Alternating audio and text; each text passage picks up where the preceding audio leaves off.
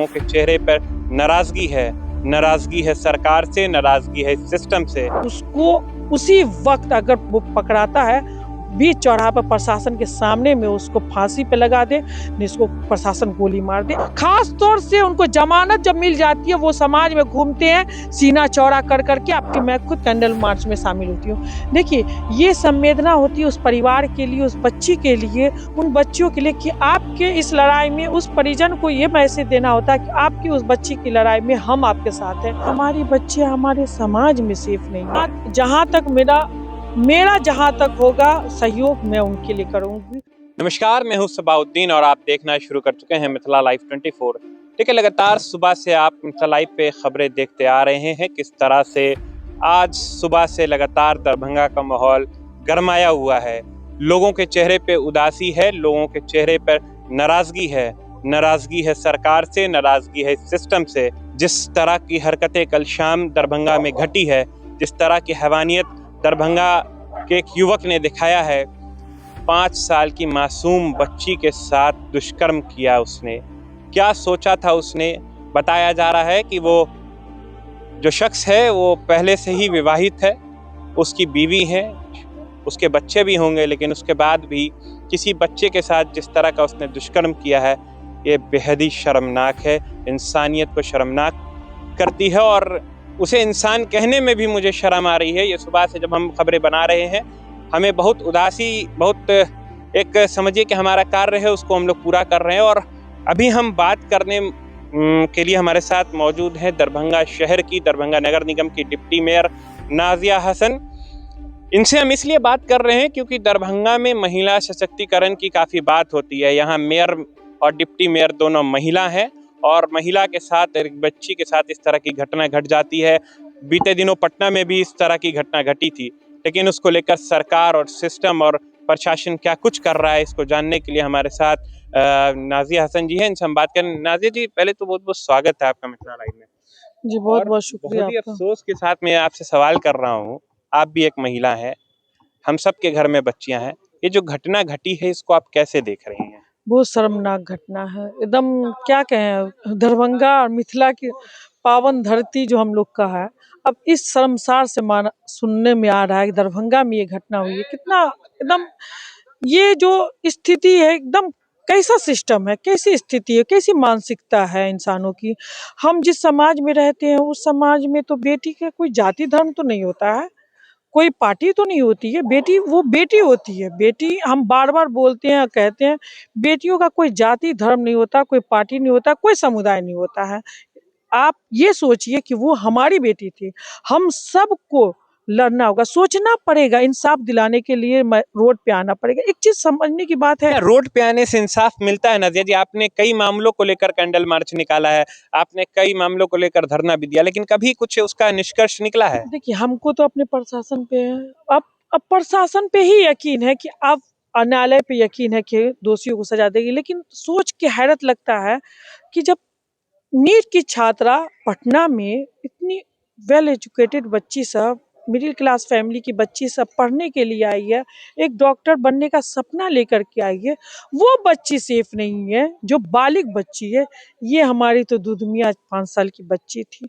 सोच के हैरत लगता है कि कहाँ से कहाँ हमारा दरभंगा, हमारा बिहार आ गया। हमारा इंसान बिहार इतना कैसे गिर सकता है कि एक छोटी सी बच्ची के साथ दुष्कर्म? यही तो सोचने को एकदम क्या कहें, कोई शब्द नहीं है कि हमारा दरभंगा, हमारा मिथिलांचल, हमारा बिहार ऐसा तो नहीं था कि हमारी बेटियां एक हॉस्टल में सेफ नहीं है, हमारी बच्चियां घर के बरामदे पे सेफ नहीं है, हमारी बच्चियां हमारे समाज में सेफ नहीं है।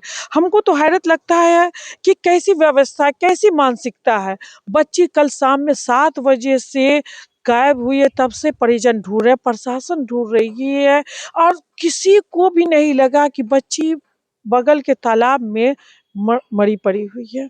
अच्छा, हम लोग बचपन से जो है अपने पड़ोसियों के यहाँ अनजान किए, हमारी भी बहनें, हमारे घर के भी बच्चे पड़ोसियों के यहाँ अनजान करते हैं, हर घर के बच्चे इस तरह अनजान करते रहते हैं। लेकिन कोई पड़ोसी इस तरह की शर्मनाक हरकत कर सकेगा, किसी ने कभी सोचा था? और ख़ास करके दरभंगा में, और ख़ास करके उस जगह पर जहाँ पर सब लोग एक साथ रहते हो? यही तो सोचने की हैरत है। आप बोल रहे हैं कि आपके घर की, हमारी घर की जो हमारे जो 3 बच्चे हैं, हमारे घर के बच्चे जो है बगल के पड़ोस में ही बड़े पले हुए हैं। क्योंकि वो एक माँ के तरीके से बगल वाली पड़ोस वाली आंटी, उनकी बच्चियाँ सब एक माँ के तरह वो मेरे बच्चों को सींची। आज सोचिए कि पहले में अब में ऐसा क्या हो गया? ऐसी कैसी मानसिकता हो गई? हम तो सरासर यहाँ के अपने बिहार की ये जो कानून है और ये न्यायालय है, इस पर हम थोड़ा-सा ये करेंगे, आपको दिखाना चाहेंगे कि अभी हाल ही में कि बलात्कारियों को ज़मानत मिल जाती है। वही दूसरे जो आरोपी होते हैं, वही आधार लेकर के उनको ज़मानत मिल जाती है। अरे! आप ऐसा कानून बनाइए कि कोई भी अगर आप सब चीज़ का बदलाव कर रहे हैं, हम ये सरकार से पूछना चाहते हैं, आपने बहुत सारा कानून को चेंज कर दिया, ये सिस्टम चेंज कर दिए, ये परिवर्तन चेंज कर दिया, हर जगह का नाम चेंज कर रहे हैं, तो उसमें एक कानून, एक एक्ट आप ऐसा क्यों नहीं जोड़ रहे हैं कि नाबालिग बच्ची, खास तौर से हमारी बेटियों के साथ अगर ऐसा कुछ कोई करता है, तो उसको उसी वक़्त अगर वो पकड़ाता है, बीच चौराहा पर प्रशासन के सामने में उसको फांसी पे लगा दे, नहीं इसको प्रशासन गोली मार दे। आप ऐसा आपको अगर लगता है ऐसा हो पाएगा इस हिंदुस्तान में, इस बिहार में, इस यही दरभंगा में ये संभव है? यही तो मैं आप बताना चाहती हूँ सरकार से कि आप जब सब चीज का परिवर्तन कर रहे हैं तो ये कानून क्यों नहीं ला रहे हैं? इस कानून में क्यों नहीं एक्ट जोड़ रहे हैं कि ऐसा होना चाहिए? हम न्यायालय को, आप प्रशासन को, और जो ये कानून व्यवस्था बनाते हैं, मैं उन सबको कहती हूँ कि आप सबके घरों में बेटियां हैं, बहनें हैं, माएँ हैं। बच्चियों का मुँह देख करके आप कानून को इस तरीके से मुलजिमों को दोष यानी कि जमानत पे मत छोड़ें। खास तौर से उनको जमानत जब मिल जाती है, वो समाज में घूमते हैं, सीना चौड़ा कर करके अब फिर से उनके मन में मानसिकता होती है कि फिर से वो गलत काम करते हैं और वो ऐसा करते हैं, शर्मनाक घटना कर देते हैं। वो कहे जा रहा है कि वो आरोपी जो है, वो दुष्कर्मी जो है वो गिरफ्तार कर लिया गया, 2 ही घंटे में उसे जेल भेज दिया गया। आज तो रविवार का दिन था, कल उसे न्यायालय में शायद ले जाने की जो प्रक्रिया है वो की जाएगी कानूनी। लेकिन आपको क्या लगता है, क्या कार्रवाई होगी? क्या उस बच्ची को इंसाफ मिल पाएगा इस दरभंगा में, इस बिहार में, इस हिंदुस्तान में? उस बच्ची के इंसाफ के लिए कौन आगे खड़ा होने जा रहा है? देखिए, सबसे पहले तो बता दें, उस बच्ची नहीं, ऐसी सारी बच्चियों बिहार में जिसको इंसाफ नहीं मिला है, उन सभी को, सारे समुदाय हो या सभी पार्टियों की में माँ-बहनें होती हैं, बेटियाँ होती हैं, उनके पास ही बेटी हैं। हम कहते हैं सबको एकजुट होना पड़ेगा। अगर बच्चियों को इंसाफ दिलाने के लिए मन में ये चीज़ निकालना पड़ेगा आपको कि हम इस पार्टी से हैं, उस समुदाय से हैं, हम ये कैसे लड़ें, हम कैसे बोले, तो गूंगे मत बनिए, बहरे मत बनिए, हम सबको एकजुट होकर के इन बच्चों को हक दिलाने के लिए, इंसाफ दिलाने के लिए जद्दोजहद करके कानून तक पहुँचाना, उनको फांसी तक पहुँचाने। मैडम, हमको लग रहा है कि आज शाम नहीं तो कल शाम से एक बैनर छपेगा, 10-20 लोग इकट्ठा होंगे, सैकड़ों लोग इकट्ठा होंगे, कैंडल मार्च निकालेंगे। ये प्रक्रिया हर मामले में चल रही है। आप बताइए, क्या इससे कभी कुछ फायदा हुआ है? जिला प्रशासन के कान में कभी बात जाती है, बिहार सरकार के कान में कभी बात जाती है, व्यवस्था में कोई परिवर्तन आता है क्या इन सब चीजों से? देखिए, हमने तो जहाँ तक अभी देखा कि 2 घंटे के अंदर में आरोपी पकड़ा जाना, ये प्रशासन के लिए बहुत सराहनीय, पहले एक चीज़ समझना पड़ेगा। अगर प्रशासन ढीले करती, आरोपी कब से कहाँ निकल सकते थे, लेकिन आरोपियों को पकड़ लेना और उसको दोषियों तक साबित करना, क्योंकि सारा चीज़ सबूत, सब चीज़ है, गवाह यानी कि सब चीज़ उनके सामने में है। अब वो कानून तक पहुँचाए और उनको इंसाफ दे। देखिए, कैंडल मार्च कराना कोई ये नहीं है कि हम इसलिए कहते हैं कि हम उस बच्ची के लिए हम भी साथ हैं। कैंडल मार्च अगर हर पार्टी निकाल रही है या हर समुदाय निकाल रहा है, तो मैं इसका विरोध नहीं करती हूँ, क्योंकि मैं खुद कैंडल मार्च में शामिल होती हूँ। देखिए, ये संवेदना होती है उस परिवार के लिए, उस बच्ची के लिए, उनकी भगवान उनकी आत्मा को शांति दे, उन बच्चियों के लिए कि आपके इस लड़ाई में उस परिजन को ये मैसेज देना होता है कि आपकी उस बच्ची की लड़ाई में हम आपके साथ हैं। चाहे वो प्रशासन के पास जाना पड़े या लिखित देना पड़े, हम आपके साथ हैं। इसीलिए अगर कोई भी अगर ऐसा आंदोलन करते हैं, लाठी चार्ज करना या मारपीट करना, ये मेन मकसद नहीं है। मेन मकसद है दोषियों को कार्रवाई होनी चाहिए और उसको सख्त से सख्त कार्रवाई होनी चाहिए। आज सुबह जिस तरह से इस घटना के बाद शहर का माहौल बदला, कहा जा रहा है कि कुछ असामाजिक तत्व जो है पथराव कर रहे थे पुलिस पर, प्रशासन को भी काफी चोट लगी है। तो इस तरह का माहौल क्यों बन रहा है शहर का? अगर प्रशासन मजबूत है, अगर प्रशासन दोषियों को गिरफ्तारी कर ली है, तो इस तरह के समाज में लोग उकसा क्यों रहे हैं, परिवार के लोगों को क्यों ये कर रहे हैं आप? देखिए का उसका नहीं रहे। देखिए समाज के जो लोग होते हैं, वो समाज के लोग आक्रोश है। आक्रोश है कि इतनी छोटी बच्ची, हम खुद आक्रोश है, लेकिन अफ़सोस की बात है कि मैं मैयत में गई, मैं वहाँ तक नहीं पहुँच पाई। लेकिन मैं खुद आक्रोशित हूँ, खुद गुस्से में हूँ।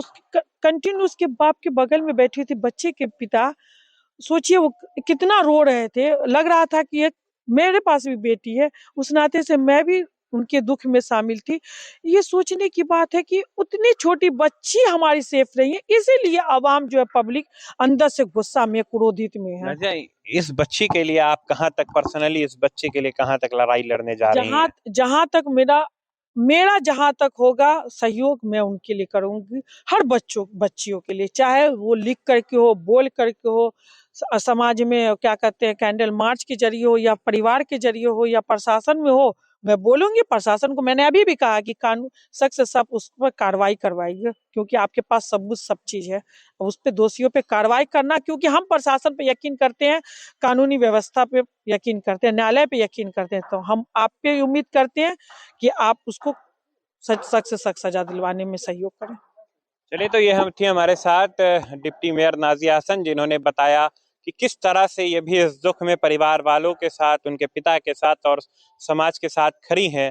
और इन्होंने एक बात कही कि इनकी सरकार से निवेदन है, प्रशासन से निवेदन है कि इस तरह का कानून, इस तरह की व्यवस्था बनाई जाए कि जब इस तरह की घटना हो तो दोषी को जो है उसी चौक चौराहे पे फांसी की सजा सुना दी जाए, उसको उचित कार्रवाई के लिए जो है कानूनी प्रक्रिया के लिए नहीं भेजा जाए।